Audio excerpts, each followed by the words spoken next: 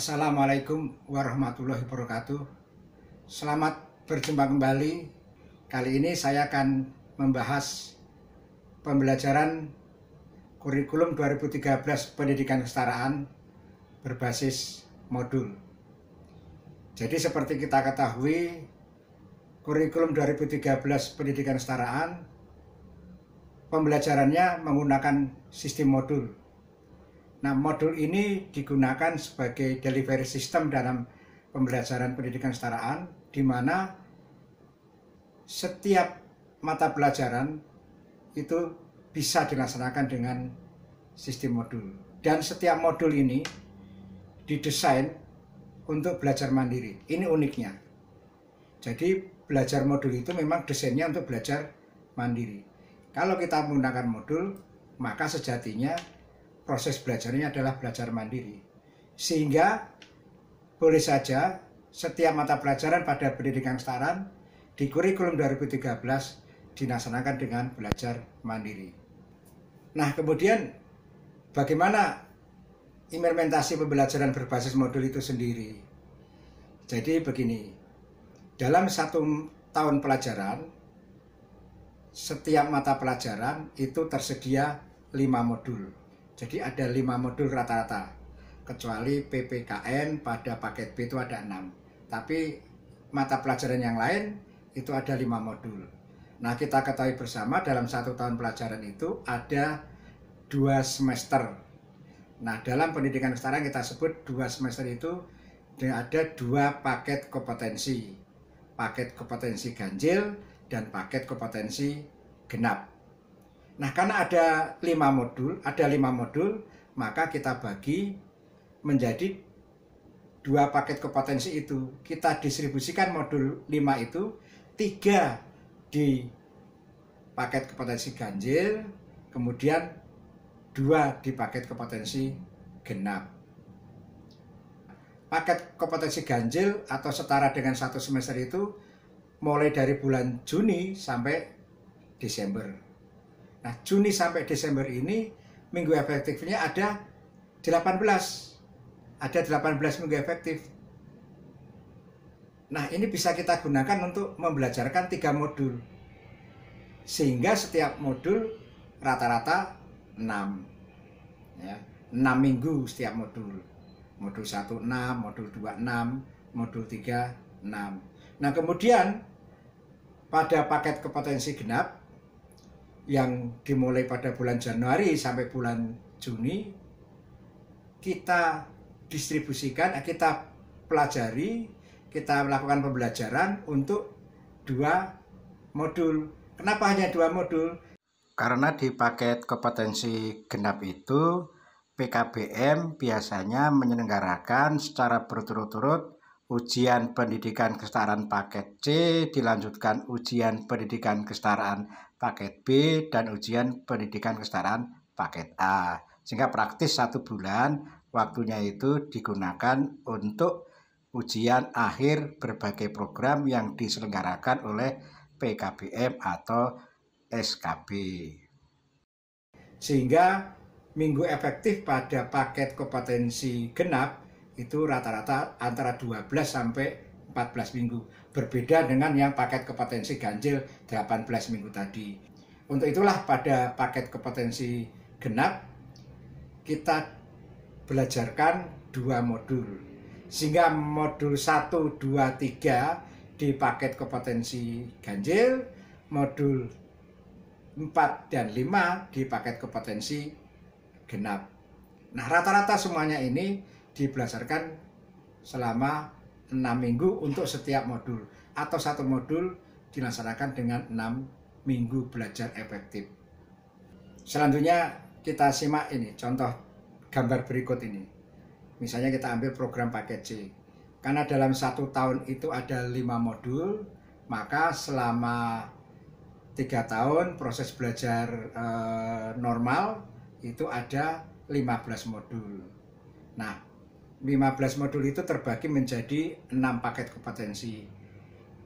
Modul 1, modul 2, modul 3 itu masuk di paket kompetensi 51. Nah, selesai modul 3 diikuti dengan penerimaan rapot. Kemudian masuk ke modul 4, kemudian masuk ke modul 5. Setelah modul 5 kemudian penerimaan rapot pada paket kompetensi genap 5-2. Kemudian masuk ke modul berikutnya pada tahun pelajaran baru, yaitu modul 6 di paket kompetensi 5-3. Selesai modul 6 masuk ke modul 7, selesai modul 7 masuk ke modul 8, kemudian penerimaan rapot, begitu seterusnya sampai selesai. Nah, yang menjadi perhatian adalah setiap peserta didik baru bisa masuk ke modul berikutnya jika yang peserta didik itu sudah tuntas menyelesaikan modul itu. Bagaimana penilaiannya? Ada 2, yaitu penilaian KD pengetahuan dan penilaian KD keterampilan. KD pengetahuan dinilai dengan ujian modul ditambah dengan penugasan pengetahuan yang ada di modul, sedangkan KD keterampilan dinilai dengan tagihan, bisa berbentuk penugasan produk, hasilnya produk, bisa berbentuk kinerja yang dia diminta misalnya menyajikan dalam bentuk lisan, itu kinerja. Tapi bisa juga dalam bentuk produk, misalnya menyajikan dalam bentuk tulisan, membuat laporan, itu tagihan KD 4 berbentuk produk. Ini ada di dalam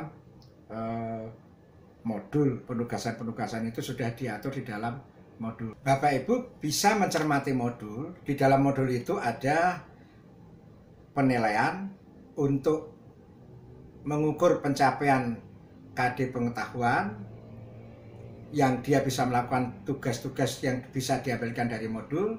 Kemudian di akhir pembelajaran modul, Ibu dan Bapak bisa menyusun soal tes untuk ujian modul.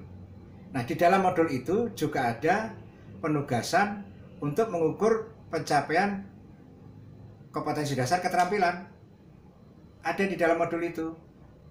Kalau misalnya Bapak Ibu tidak menemukan, bisa Bapak Ibu membuat soal untuk mengukur bagaimana pencapaian keterampilan atau kompetensi dasar keterampilan, tentunya dengan rubrik penilaiannya. Memang modul didesain untuk belajar mandiri, tapi tidak ada salahnya Ibu dan Bapak dalam mengimplementasikan kurikulum 13 ini juga melakukan pembelajaran dalam bentuk tatap muka atau juga tutorial, atau mungkin kombinasi antara tatap muka dan tutorial, atau mungkin bahkan kombinasi antara tatap muka, tutorial, dan belajar mandiri. Itu boleh. Bahkan bagi teman-teman yang menerima bantuan operasional akan sangat sulit mempertanggungjawabkan pada auditor jika semua mata pelajaran itu dilakukan dengan belajar mandiri, karena ada hak-hak tutor yang harus dibayar bahwa dia itu hadir. Nah, kalau semuanya belajar mandiri berarti kan tutor tidak hadir di dalam pembelajaran di kelas. Walaupun ada kehadiran pada kontrak belajar dan ujian modul, tapi kan mungkin ini agak debatable bagaimana pertanggungjawabannya. Tapi yang lebih aman adalah Bapak Ibu bisa menyelenggarakan mix antara belajar mandiri dengan tutorial dan tatap muka. Yang penting ada pembelajaran tatap muka dan tutorialnya.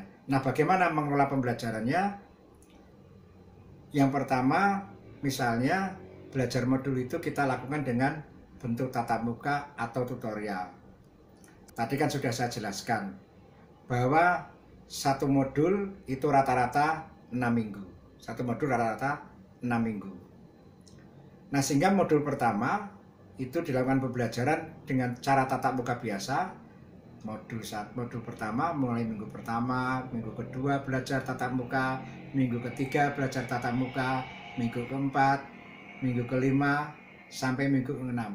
Nah, pada minggu ke-6 ini bisa langsung juga diajarkan ujian modul, sehingga minggu efektifnya itu belajar modulnya adalah 5 hari plus ujian modul pada minggu ke-6, sehingga pada satu paket kompetensi ada 3 modul kali 6 minggu, ketemu total minggu efektifnya adalah 18 minggu efektif. Nah, ini bisa kita lakukan. Tentu saja Ibu dan Bapak harus bisa mengkreasi bentuk pembelajaran. Karena apa?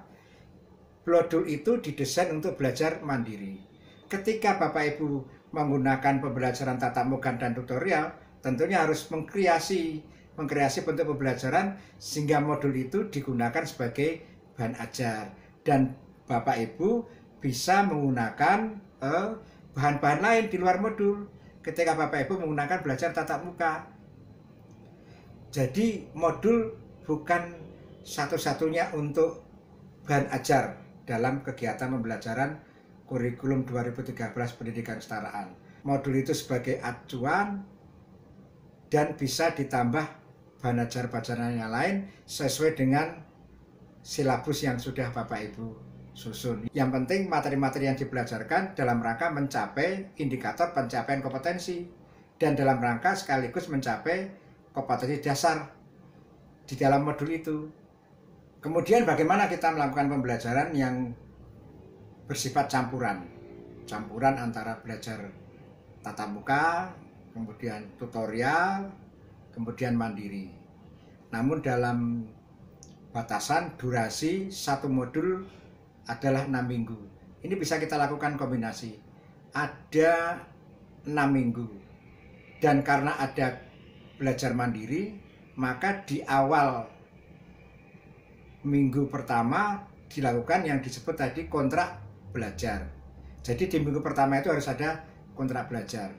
Walaupun mix harus ada kontrak belajar.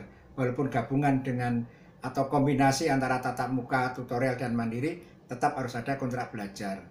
Nah, ketika pembelajaran pertama dilakukan kontrak belajar, pada minggu kedua misalnya bisa belajar mandiri. Minggu ketiga tatap muka lagi atau tutorial. Minggu keempat mungkin bisa mandiri lagi. Minggu kelima bisa tatap muka. Kemudian diakhiri dengan ujian modul. Bapak Ibu harus mencermati langkah-langkah pembelajaran di dalam silabus untuk memilih mana yang bisa dimandirikan dan mana yang tatap muka atau tutorial. Ada kata-kata kerja yang mengindikasikan atau kalimat yang mengindikasikan di dalam langkah pembelajaran bahwa ini adalah kegiatan pembelajaran mandiri. Misalnya, membaca modul, membaca tentang A, membaca tentang B. Nah, aktivitas membaca ini bisa dilakukan dengan belajar mandiri.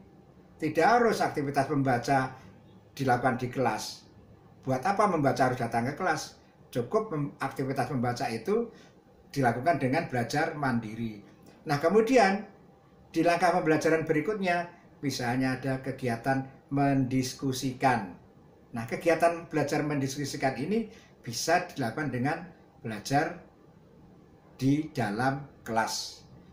Berarti dengan kegiatan tatap muka. Jadi Bapak Ibu bisa mencermati di dalam langkah-langkah pembelajaran di silabus mana yang belajar mandiri dan mana yang belajar pertemuan tatap muka atau tutorial. Itu harus dicermati sehingga Bapak Ibu putuskan kapan tatap muka, kapan mandiri. Bapak Ibu, disinilah Bapak Ibu mengkombinasikan antara pembelajaran tatap muka atau tutorial dan belajar mandiri. Harus ada kejelasan di dalam langkah-langkah pembelajaran. Jangan sampai langkah pembelajarannya tutor menjelaskan, tapi dilakukan dengan belajar mandiri. Tidak mungkin, karena kalau tutor menjelaskan, peserta didik itu mendengarkan, berarti ada kegiatan kehadiran peserta didik datang ke kelas. Sekian, terima kasih. Assalamualaikum warahmatullahi wabarakatuh.